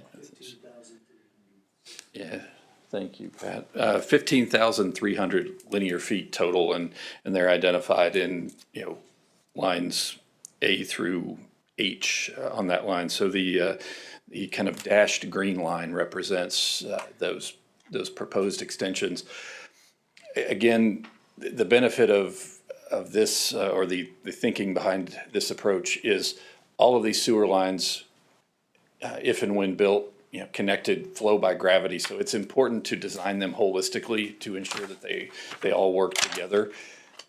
It's the design. It's good practice for the design to be done all at once. There's pretty good shelf life on these plans. So do the design work. That does not commit us to building all 15,000 linear feet of sewer line at the same time, but we have that sound holistic plan to then do construction, one piece at a time, as the development needs of the community dictate. So this, the total task order for the finishing this evaluation process, the design of all of those sewer lines, and the construction phase services that would come when that is actually built, all totals $820,000. So that includes the process throughout construction? That is from in cradle to grave in terms of the construction project, from the beginning evaluation, design, and all the way through monitoring, observing, helping with the bidding, processing payments, as well as construction observation as well. What is our normal process? Like, what's the limiter, the number that if it's above X, it has to be bid out? Yeah, so normally it's at $50,000 and above, we would request, have a request for proposals and walk through that. Again, this was more about how far along we were than it was the dollar amount. Yeah. I don't have any problem with the project. I don't have any problem with LAMP. We do lots of business and work with LAMP.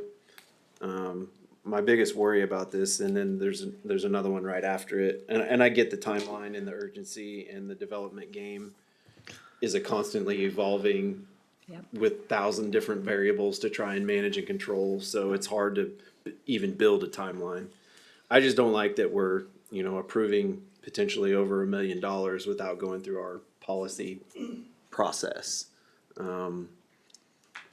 I understand the reasons why, and I think those are valid reasons, but it doesn't feel real good. It's a big spend on, 950,000 over what our limiter is. So, that's really my only sticking point with this. My other question is, did we do something similar to this for the old Carvana site that we can maybe just attach to and be not as big of a cost?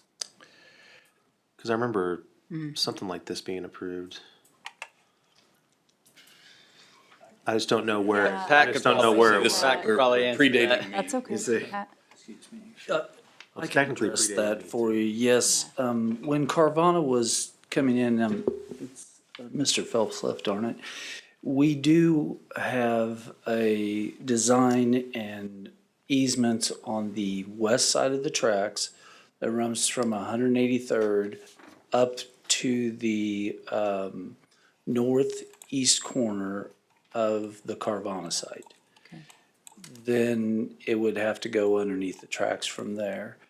There was a lift station that was proposed in that as well to try and feed on the west side of 169 through this site, that property right straight to the west.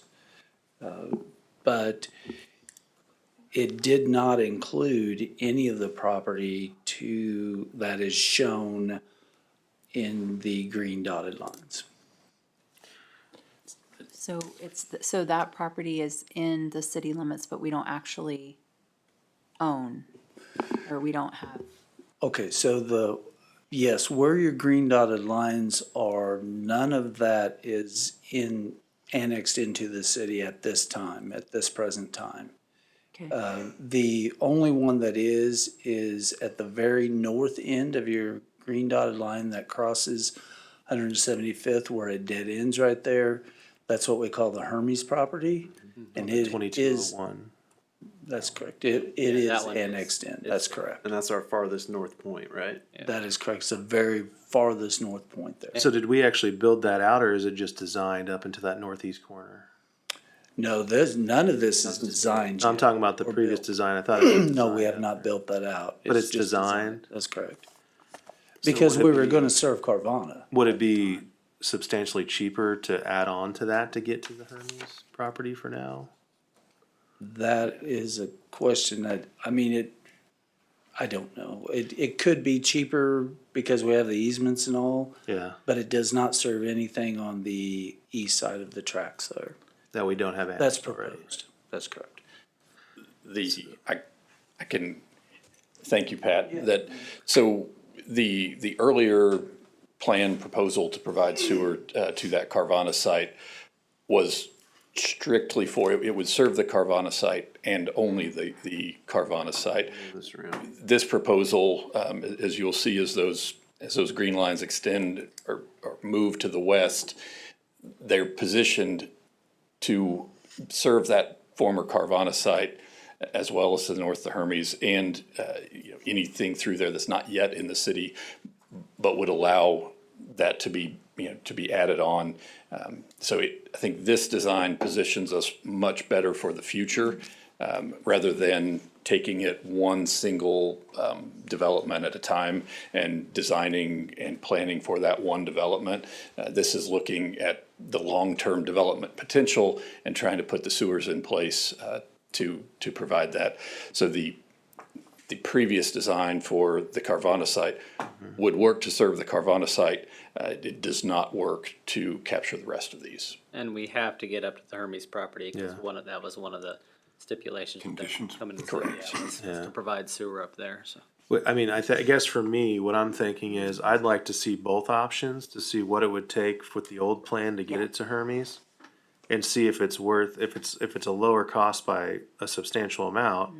I would say it's worth holding off on this section, getting that done because we have to get there. Because at this point, we don't have anything to the east right there, and I can see maybe in 20, 25 years it'd be worth it, but we have some short-term needs that might override kind of that long-term need at this point. So I would just like to see both. I actually have less of a problem than Brian does with going with Lamper Nearson and skipping, the bidding process, just because I know that we're gonna probably use them no matter what. So I would just like to see the other option that's kind of out there already, just so we can get, some comparisons, so we're not just taking the one option that we're given. I'd like to see a couple, at least in my opinion. I would as well. I would like to see that, just to see for cost comparison, and I get the future, but it's not quite there. So I'd like to see both options as well. Thank you.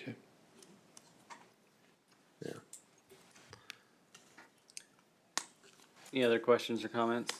Might help with the sticker shock if it comes in higher than, not higher, but a decent amount. I'm like, okay, well then the We're the 820 doesn't same, seem so bad. similar. Yeah, Yeah. but right now I just don't know, so it's hard. Yeah, hard to say. I'd like to at least see something, but I don't know how long that would take to even look at to slow the process. But could we see it in a couple weeks, or would it take longer than that?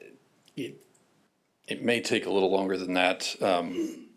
Yeah, because if we could bring it back the next meeting, that way we're not slowing the process too. Yeah, then I mean, because would be in favor of that. if you could come back in a couple weeks and it's like, oh, okay, well, we looked at it and this is a rough estimate. Yeah. And it's any more than half Yeah. of what. If it was like 55 or maybe even up to 100, it would be a lot easier to go with. I mean, this is a big spend. Yeah. It's close to $1 million. That's what's got me Yep. skittish about it. It is a really big spend.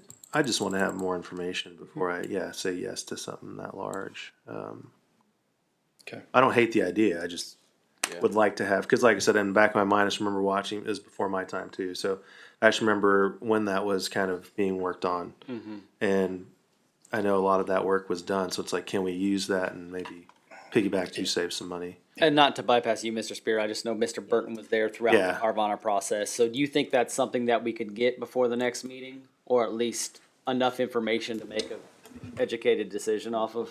I can have that, Mr. Phelps, I wish he was still here, but He can I probably can answer it. Anyway, yes. Okay. Yeah, I'd like to table it to the next meeting if we can. I agree. Yes, Ms. Burton. If it may, it still doesn't quite address what Mr. Peel's talking Oh, about. yeah. Yeah, you. but that's Like I kind said, I'm of, not it's kind of a side note, like, I just wanted to put that out there, that, you know, we have procedures and policies for reasons, and, you know, when you start veering away from them, it makes you ask, well, why do we have this policy Yeah. if we're gonna, you know, say that we're gonna bypass it every time? Yeah, I would And say- we don't do it every time.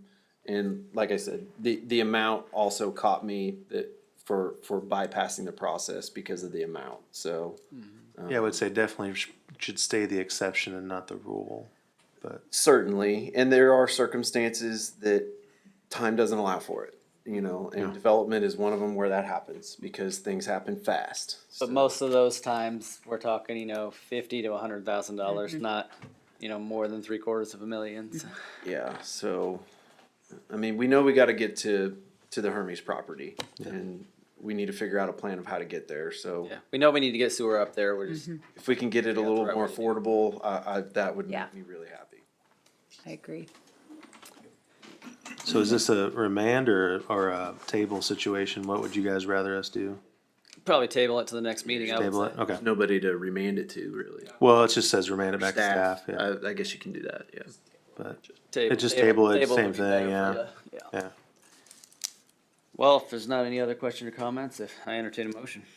Yeah, I move we table the waiving of the requirements for purchasing policy and approval for the Lamper Nearson task order to provide design services for the North East Interceptor sewers in an amount of $820,000 and table until the next meeting. I second. Got a motion and a second. Is there any further discussion? If not, all those in favor? Aye. Opposed? Motion carries 4-0-0.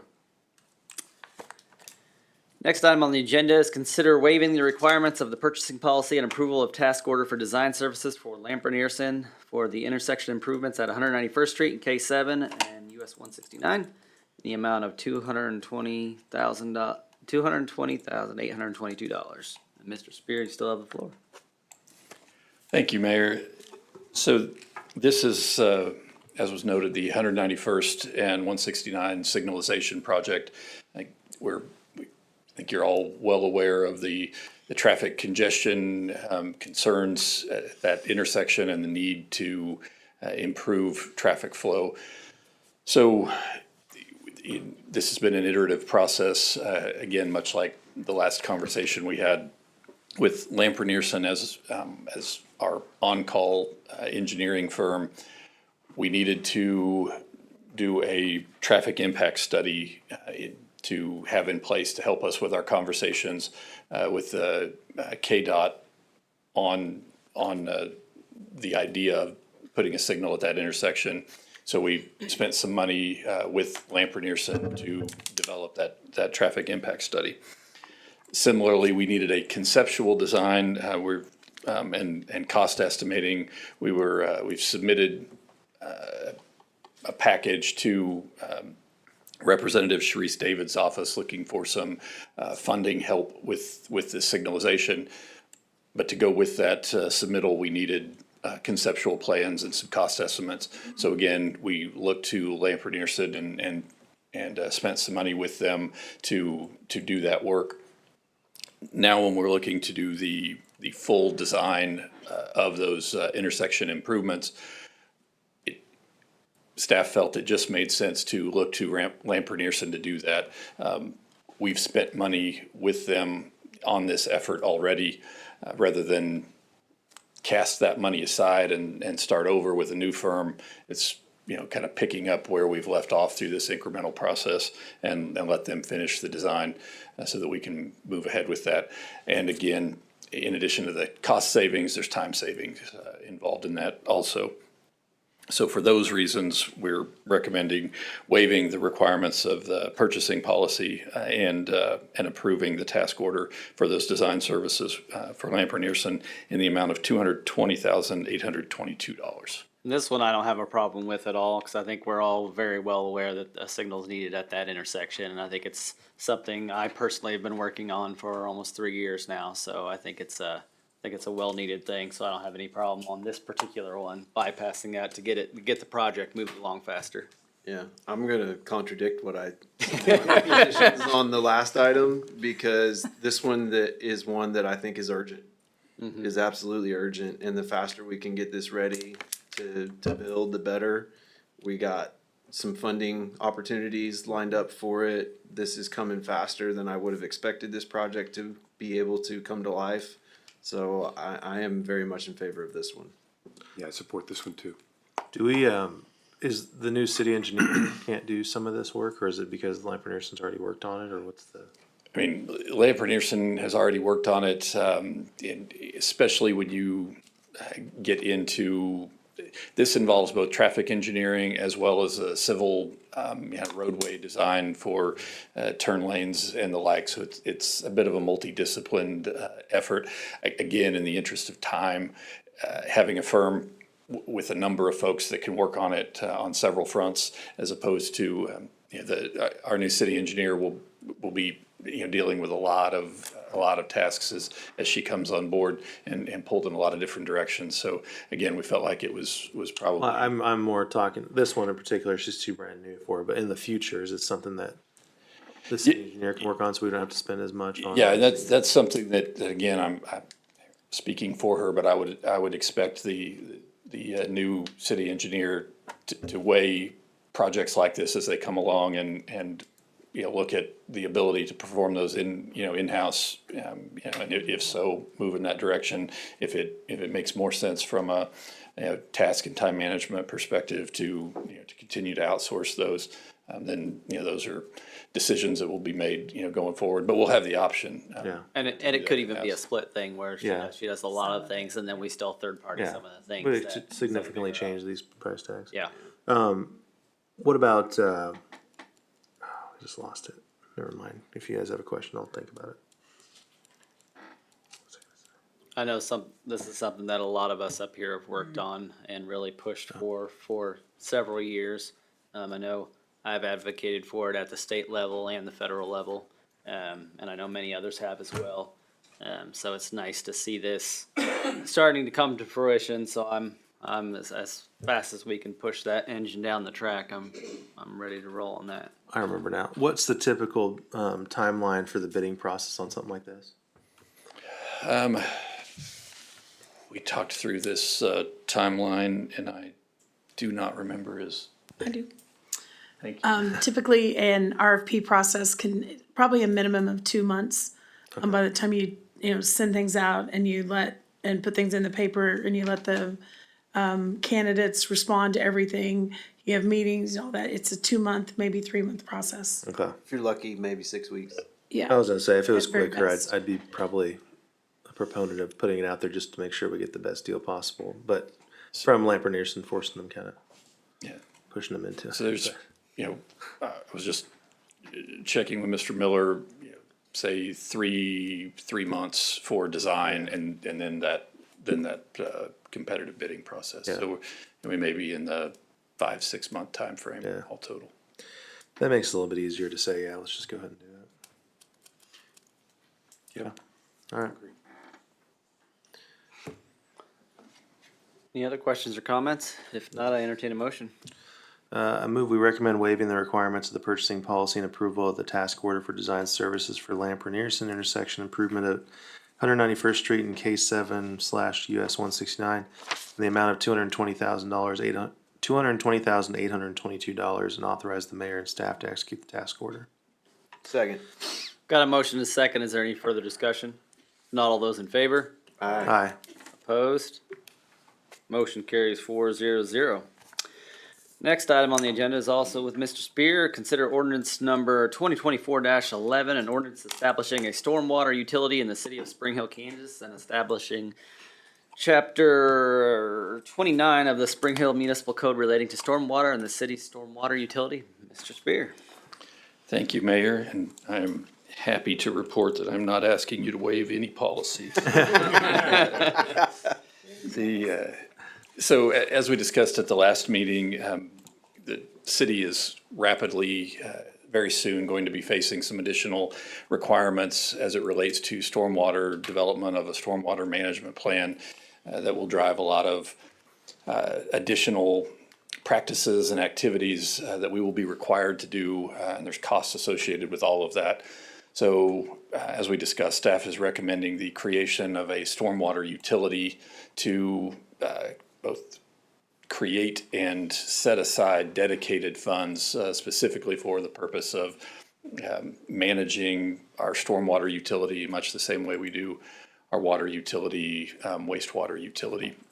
So the ordinance before you tonight for consideration just establishes that utility. Says that it will be there. It says that we will collect fees. The fee portion, we will come back probably at the next meeting with a resolution that will set those fees. This just establishes the utility, gives the city the ability to collect those fees once they are set by the governing body in that resolution. Again, as we had discussed, it also proposes that the fees be assessed at the Johnson County and Miami County level as an assessment on with the ad valorem taxes rather than collected monthly through utility fee payments. Outlines that it will apply to all properties in the city, but as soon as they are platted lots, whether there's a home built on them yet or not. I'm trying to think of some of the other highlights. Spencer, am I leaving anything out? That's the highlights. Yeah, I mean, as Mr. Spear said, it's applying to all properties. That includes, the school district. The platted vacant lots. But Anywhere with hard surfaces. yeah, so. And I want to reiterate, this is something that's happening to every community around us. It's not something we have a choice in. Where it's kind of our hands kind of being forced on it. So it's not something that we sought out or necessarily even want. But Yeah, It's based on our size. yeah, pretty much every community to the north of us in Johnson County has one, and even the ones like Westwood has one, and Westwood, well, not Westwood, Mission Hills has them, and they're way smaller than us. So it's just sort of. I think the biggest Standard at this benefit we'll point. get out of this is sidewalks and trails. Yeah, it'll help with the. Not necessarily that we'll be able to build them, but we'll be able to fix the ground beneath them so that you can build them. Yes. That'll be good. That was the expensive part to sidewalks is the stormwater. Yeah, exactly. I mean, South Street, I know we talk about it a lot, but South Street, I mean, if you didn't have the stormwater issue, I mean, it wouldn't be much anything to put a sidewalk. And I think we would all agree that that's the first place we want to target with some of this Yep. money. Yeah. The only question I had was the pricing, but it sounds like we're not discussing that tonight, so we're just establishing the fund now or the utility. Yes. Pretty straightforward, pretty easy. Yep. Any other questions, comments? If not, I entertain a motion. Move to adopt ordinance number 2024-11, establishing a stormwater utility in the city of Spring Hill, Kansas, and establishing chapter, what is that? 29. 19. 19. Sorry, I said 29 earlier. like, I Man, don't I know. messed myself up. I don't know, X1, Jeez. 19 of the Spring Hill Municipal Code relating to stormwater and city stormwater utility. Second. I was like, oh, Second. I'm not good at Super Bowls. Apparently, I'm Super not Bowl either. numbers, right? Thought I was good at Roman That's what they're numerals. called? Yeah. Got a motion and a second. Is there any further discussion? If not, Madam Clerk, could you please take the roll? Mr. Van Houten, Yes. Mrs. Feback, Yes. Mr. Peel, Yes. Mr. Young, Yes. Mayor Berkey. Yes. Ordinance 2024-11 passes 500. Thank you very much. Next item on the agenda is consider approval of a special event permit, end of summer block party with Spring Hill Recreation Get out. Commission. And Mr. Peel, if you want to take a break? Yep. We'll get you in just a second. And Mrs. Garrity, you have the floor.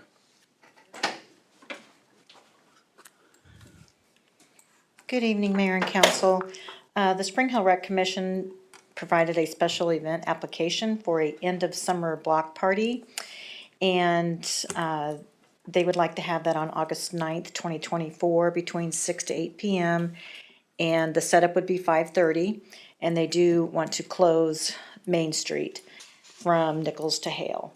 And all of the different departments reviewed it and they have no issues to report.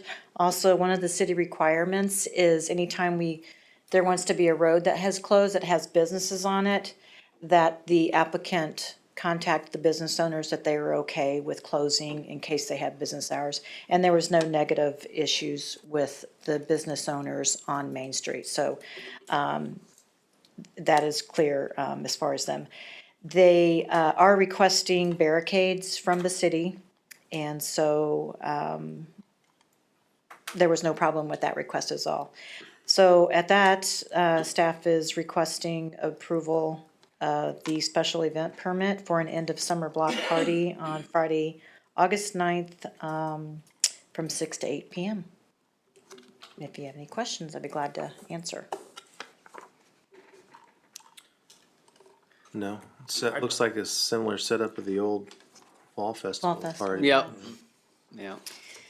And I think some of the businesses are participating in it too, like They look like Pops and. Yeah, that's usually what happens. Like, a lot of times, some of the businesses that aren't normally open in that time will go ahead and open up just to Yeah. participate in it. So it's usually a benefit to them as well. So gets more traffic down there, more sales, everything. I don't have any issue with it. All right. Sounds like fun. With the no questions or more comments, I entertain a motion. Move to approve special event permit for the Spring Hill Recreation Commission end of summer block party to be held on Friday, August 9th, 2024 at 123 South Main Street from 6 to 8 p.m. at 123 South Main Street. Second. Got a motion and a second. Is there any further discussion? Not all those in favor? Aye. Opposed? Motion carries 301. Thank. 310. Sorry. 300. 300. Oh, yeah, I guess we don't count, Brian. Okay. 30. Motion carries 300. And if somebody wants to get Mr. Peel.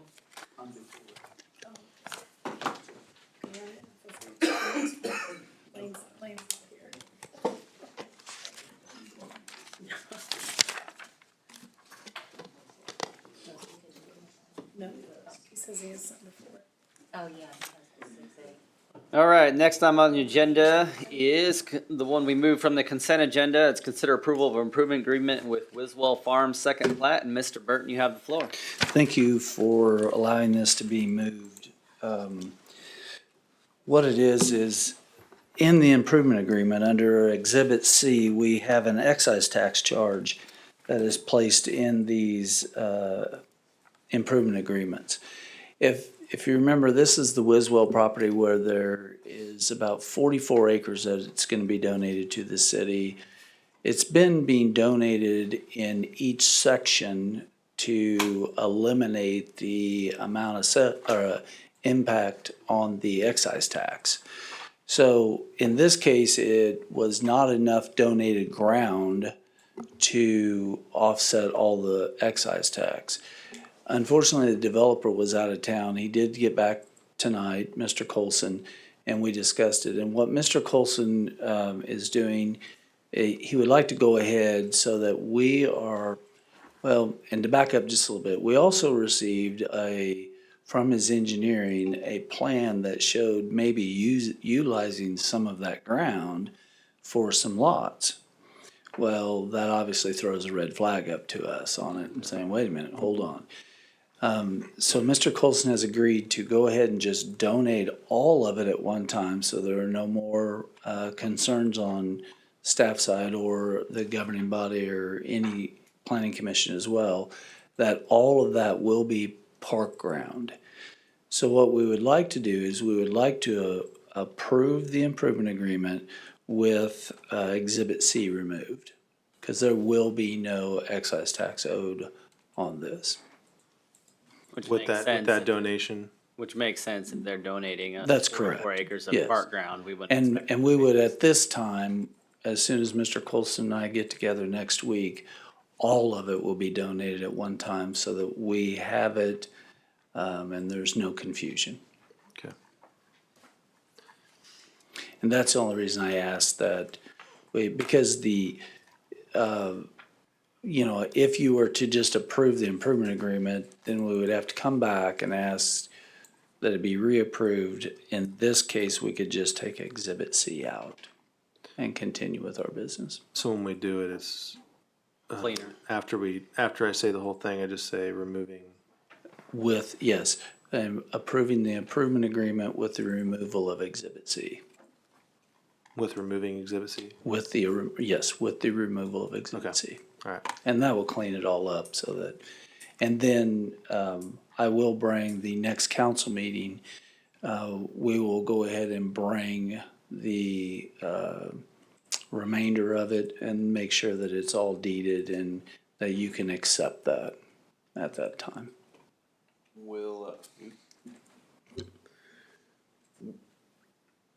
Was there ever discussion or understanding about who was gonna develop the parkland? Or is there any type of ongoing conversation about that? Yes, and what the conversation is that the developer would like to, as soon as the city has a plan, as soon as the city has some sort of plan, they would like to donate money in to help develop that. Okay. And some of this ground is really good, which that's what threw up the red flag, up where the house and everything is. That's not in the floodplain. Yeah, the I was gonna house, say, barn and everything. Right. That section over there would be nice to do Yes, something. and that was in the original discussion. Mr. Colson on the phone on the way here tonight agreed that, he had all intentions to donate that ground to the community and work with the city on doing a park project there. Okay. Because that's a really good piece of ground up there. I could see small soccer fields or something. I don't It's know. good parkland. Yeah. So. And it will be, if I'm thinking correctly, it will be our largest area of parkland that we have. This will be, yes, that's correct. So, So I do appreciate you considering this, and Mr. Colson apologized. He actually really did just get in this afternoon just in time for the hail. I guess it really hailed and stormed. Yeah, it was up bad up north. on 119th. Yeah, so. all right, any other questions or comments from Mr. Burton? If not, I entertain a motion. Move to approve improvement agreement with Wiswell Farms second plat excluding Exhibit C, Or with the removal. or with the removal of it. Either way, yeah. Exhibit works. C or. Yep. Second. I've got a motion and a second. Is there any further discussion? If not, all those in favor? Aye. Opposed? Motion carries 4-0-0. Thank you, and Mr. Colson wants to thank you also on that. Thanks. That ends formal council action at this time. We'll move on to a discussion item, and the discussion item is a homeless services center operations, and it looks like Mrs. Dunn has the floor. Yes, Mr. Massey couldn't be here tonight. This was his agenda item, so get ready for seat of the pants presentation here. So. Yes, exactly. I was hoping there was something in here. Tonight, we wanted to open the discussion regarding the Restart program with Johnson County, which is a city-county partnership to create or fill a need in the community for the homeless population. In 2021, Johnson County did a housing survey, and through that, they discovered a need or an unfilled need related to the homeless population. Over the years between 21 and now, they've determined that there is a need for a 50-bed facility for homelessness in all of the community, or all of the county. We've discussed internally, you stop and think about, do we have homeless people in Spring Hill, things like that, and the answer is yes. The chief told us that typically in a year's time, we run into maybe 2 to 3 people that require some sort of assistance because they are without home or shelter. And so Johnson County is asking for the cities to contribute based on population. Of course, in our city, because we're in 2 counties, our Johnson County population is about almost 6,000 people out of our nearly 10,000 people. Johnson County is asking us to contribute, or the city to contribute, about $4,700. It will also have a letter or memorandum of understanding. I believe, in my limited knowledge, this will be a 5-year commitment. And so that and yes, Mayor, I meant to say that this was all addressed to the mayors. You may know far more about it than I do, but it was meant to be a 5-year commitment. The city has, or the county has acquired a hotel in Lenexa that they plan to remodel and use for this home. And then that hotel also has a diner or restaurant with it, so there'll be a way to feed these folks as well. And so they have an operator identified. They've done an RFP and found an operator, and the process is moving along. What the county would like to see is this partnership so that there's basically seed money for the grants and the other philanthropic support that they'll get. There's some skin in the game, if you will, from the county and the cities for the operation of that facility, but they're also looking for other ways to support it. So tonight, we're just wanting to discuss it before we bring it back to you for approval. It would be something we need to add to our budget for 5 years. I was estimating about $5,000 a year because it'll surely move around a little bit with our population. And I would open the floor for any discussion, or Mayor, if you have any comments you'd like to make on it as well. So, so what's the value to our community? Just that there would be a homeless shelter available to our. That's correct. And that's a little thing that I had a little bit of hard time with, is this is not something directly in our community or even anywhere really close to our community. I mean, you'd have to drive 30 minutes to get there, 25 minutes anyways. So generally close, but I don't know. I have mixed thoughts about it just due to location and how I don't feel like it would benefit our community of Spring Hill as much as it would benefit the areas where it's going as far as the homeless population. Yeah, how does the transit work to get, I mean, is there gonna be a program where they come and pick people up if we need help getting them there, or would we have to? I didn't see anything in here about transit. I sort of assume in general, it could be churches, it could be a lot of places, people without homes would go for Yeah. assistance, so it could be a church that takes them.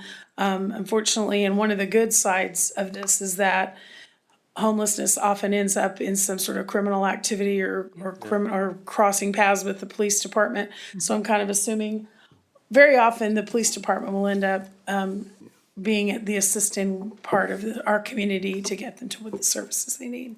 Where did the amount come from? It's based on population, and it was the county provided it. Let's see if I have that handy. But it's a per citizen amount for every community. And you said that was like 4,700? Yes. So what are kind of the repercussions if we don't participate? Bad publicity? That's a really. Basically. It's like, I think that goes, They're asking every community around to participate. It's not, The county. yeah, the county's asking everybody. It's not, I don't think anything will happen if we don't. I mean, like you say, it's just bad publicity if, you know, if we're the one community that decides not to or to. I think it's worth noting too that the county has invested a lot of money into making sure this center works. Like Right. several million in purchasing the facility, doing whatever renovations and upgrades, finding an operator, all that. It doesn't directly benefit us very much if we did have 1, 2, 3, 4, 5 people that would be in need of these services. This is a resource that we could send them to. It's not much in the grand scheme of things either. We get other partnership programs where the county is providing us lots of dollars for other things like roads. So this kind of seems like an easy, you scratch my back, we'll scratch your back kind of thing. So I don't know, yeah. It's also a little bit of a double dip because they're already taxing the folks here and they're getting another chunk. But I know it's not a big chunk, but 5 years, 25 grand. And Yeah, well, and also, we didn't get a whole lot of information on it. They're still working on a whole bunch of things, and, you know, right now it's only a 5-year plan, you know. Who's to say they're gonna, you know, it's gonna continue on for, you know, and we're gonna, not that we have to agree to more than 5 years, but, you know, this could be something we lock ourselves in for years to come. And does that amount grow? I mean, obviously, we would have to vote on it if it did, but. two pieces that go with that is the rate is 76 cents per capita. So for every citizen in Johnson County and Spring Hill, we pay 76 cents per year for this service. The other thing is that in their plan, and they have quite a timeline built around this, there would be a memorandum of understanding. To me, I would want to know, well, what about a big shortfall? Would they turn to the participants if they have a shortfall in this operation, and would we need to contribute? So there's some things I think we'll need to see in that contract, which I'm sure are there, but they have quite a timeline built on 5-year increments. They were looking in about 2027, 28 for us to be renewing for another 5-year agreement. So I would imagine every 5 years, like other things we do with the county, they'll be back here for a renewal and a new plan. If they lower our valuations, they could fund the whole project. I'd like to see, so you'll get a copy of the MOU. Yes. I'd like to review that then before I make a We'll decision. share that. Yeah. It also hasn't been through Mr. Howe yet either, so. Yeah. I have not seen that agreement. It just states that they're working on. I couldn't really give you an opinion at this point. I'd have to, know a lot more. I see both sides. Yeah, exactly. And that's where I'm at. I think homelessness is a need. Like I said before, with it out, I think it would benefit our community a little bit, but it's hard to see the big benefit on our community of Spring Hill here when it's way up there. It's probably a good question to ask of them, and we'll figure out the best way to do that. There's a program in Johnson County for Aging and Human Services that helps with all kinds of things for senior citizens and folks in need. And the way we typically get engaged in with it that we see is two things. The senior citizens eat lunch here in the Civic Center throughout the week, and Meals on Wheels are delivered from here, as well as they help with folks who need assistance with paying their utility bills. And so when I questioned the same thing, I was like, yeah, we don't really use it that much.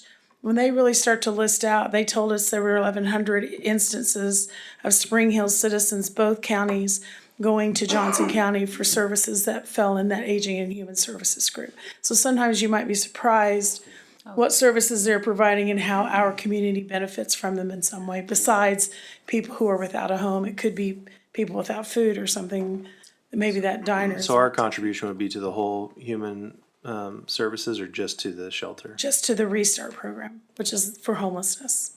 We already contribute to the one for Aging and Human Services. Yeah, I'm empathetic to these people, I think the value to Spring Hill may be questionable. I just do. But I'm always surprised how many people are outside the pantry line too, so it's not Right. people I know, so more information. Right. I know I've sat through a couple homelessness presentations in the last year or two. Like the main issue for them usually is mobility and transportation. Like they need to be able to get from one place to the other somehow, and that's usually the prohibiting factor in them getting back on their feet or working through the obstacles that they're facing. So like example was like if the soup kitchen is on one side of town and the shelter is on one side of town, they can't go back and forth. A lot of them provide transportation through donated services or churches to take them to doctor's appointments or dentists or wherever they need to go, because that's usually their biggest issue is they can't get from one place to the other. So like for Spring Hill, if we had one homeless person that, say the cops transported up there and dropped them off and was able to turn their life around, that's probably worth $5,000 a year. If you get one success story. Now, not everybody's going to be a success story, but I mean, to me, if we could help one person get back on their feet, then this would be worth it. I'd like to see some more details on like the programs they have. Is there a certain amount of time they can stay there? Are they? Because we don't want to just enable. We want to help them get back on their feet. How does It is meant to be a program. Help It exactly. is meant to be a program, not just a home. Right. We It don't is wanna meant to stay in there. restart, Short period of time and then right. move you on. Yeah. I will see that we get more information. There is a one page, it's called their one-page description. Was that provided to all of you in your packet? No. Doesn't look like it by the looks on your faces. I'll see that you get that where there's a lot of information. It's more about how do we get to this point? Yeah. And then, And that's basically what I got was Right. that one page. It's So exactly I the don't have same a whole stuff. lot of details. I have a little bit more maybe than that, but. Right, exactly. Great. I'd even venture to say that we have a lot of churches in town. It might be something that we get involved with them to help, even if we do a portion, they do a portion, but I know I don't know how you'd partner with them, but figuring out a way, other ways to get money out there too. Right. So that's Might just be a a thought. community fundraiser. Yeah. Something like that. Rather than just straight up giving money, Right. make it a community thing. We have a deadline to agree to participate by August 20th, so we have another meeting. And then we'll be back with that one with more information and all the documents and things that we need to have. Great. Sounds good. Perfect. Thank you for your time. Thanks. Thank you. That ends the discussion items, and we move on to announcements and reports. I don't have a whole lot. I know most of you know up here, I've been away at church youth camp throughout the week, and I'm actually driving back out there tonight, so I got a 3-hour drive ahead of me tonight after we're done here. But got 240 teenagers out at church camp, so that's a lot of fun and a lot of long nights and early mornings. But yeah, it's been fun. So getting some sunshine and having with kids. So that's really the only announcement I have. Mr. Young. No report. Mr. Van Houten. Yeah, I'll just make a comment. You see there's 1, 2, 3, 4 of us up here on city council, so we'll be making another appointment coming up. And then if I could look into a crystal ball, there'll probably be an appointment at the end of the year, although will retain my decision to make that decision at a later time.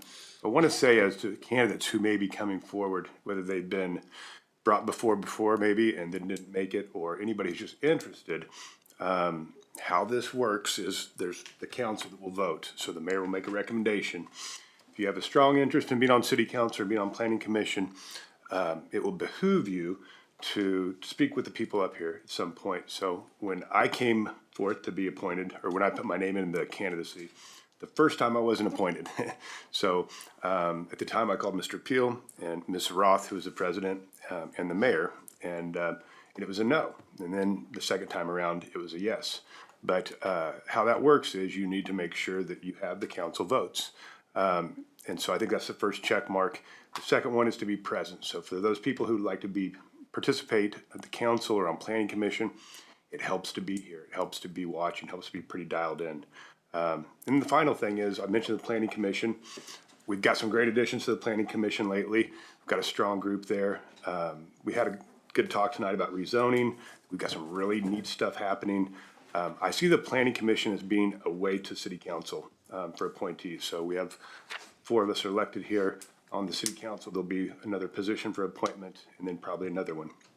So the planning commission is a good way to plug in and be involved and demonstrate value. And yeah, that's all I have to say. And I do want to know that deadline has been extended to put your application in until the 31st of this month. So if there's anyone else out there that's listening, yeah, love to have your application put in. Mr. Peel. No report. Mrs. Spivak. So I have a couple. First one, I'm going to be out of town Sunday through Saturday. And so if anybody tries to reach out to me via email or phone, it might be kind of spotty. So just bear with me. I'll be checking my email as I can. The other exciting thing is, as some of you know, I run a 988 call center in Missouri. We're one of the largest call centers for Jackson County, Ray, Platte, and then 22 other, or I guess that'd be 18 other counties. And so we just found out we're going to be on a conference call August 6th that they may have actually found a geo-routing feature now. So right now 988 is based off of your area code. And so if I have an area code and I'm in an area that it's going to go to a call center based off my area code versus kind of where I'm located at.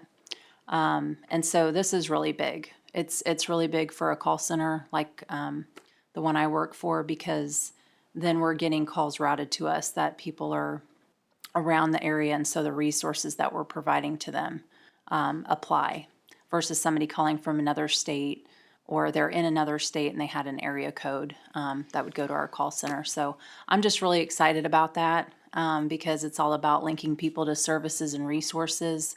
And so as soon as that goes into the full effect, I'll make another announcement. But I'm just excited that it's here and it's close, so. Do you want to give a brief explanation of what 988 is? I know most people know what it is, but there's probably some people listening that don't know what 988 is. Sure. So we've always had crisis lines. So there are crisis lines that are available throughout states.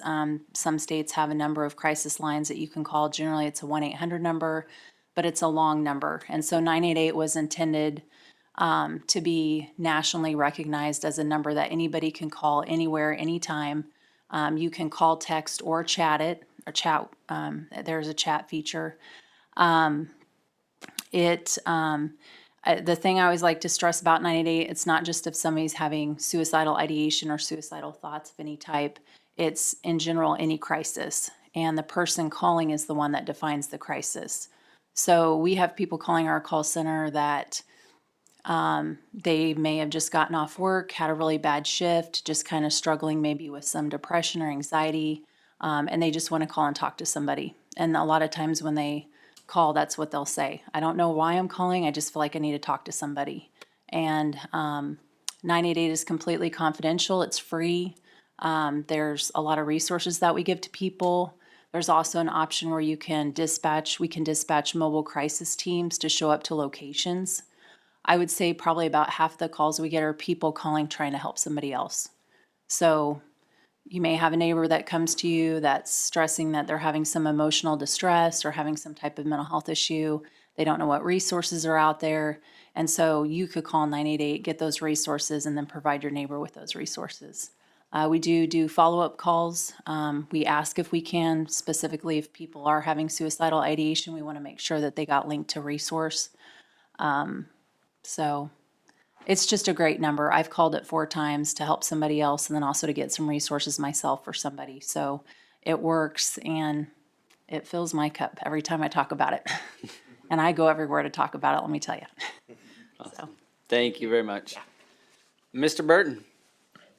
Mr. Lau? No report. Captain? Captain Khan, I should say.